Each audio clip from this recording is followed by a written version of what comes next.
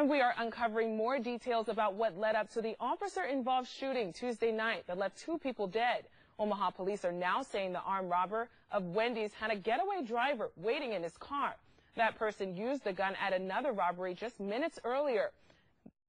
Was Cortez Washington, the man shot and killed by police after pointing an airsoft gun at a Wendy's employee and then police, the getaway driver from an earlier armed robbery Tuesday night?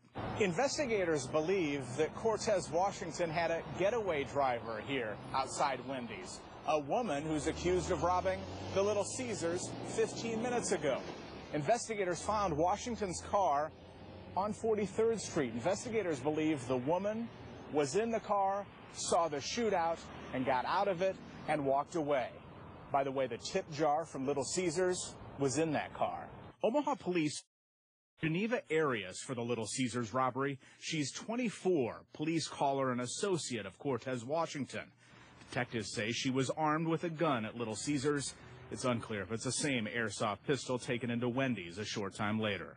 Omaha police also responded to a national media question about the use of a police dog on Washington. Officers say when he was on the ground, the firearm was underneath him. And even though he was shot, they had no way of knowing if he could still use it. So the canine forced him away from the gun, and officers put Washington in cuffs. The brother of the slain crew member of cops is speaking up in an exclusive interview with WOWT6 News. Trevor Dion says Bryce was the happiest guy he knew, who took his work very seriously. Working on a show like Cops, life is city to city. And while some wouldn't like that lifestyle, audio supervisor Bryce Dion loved it.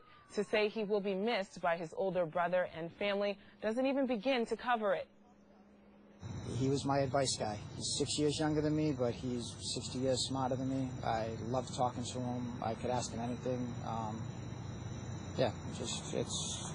He had perpetual happiness. I'm going to end up with perpetual sadness. While Trevor and his father were in Omaha, they met several of Bryce's co-workers, and Trevor tells us they love Bryce, along with many of the police officers that Bryce has worked with around the country.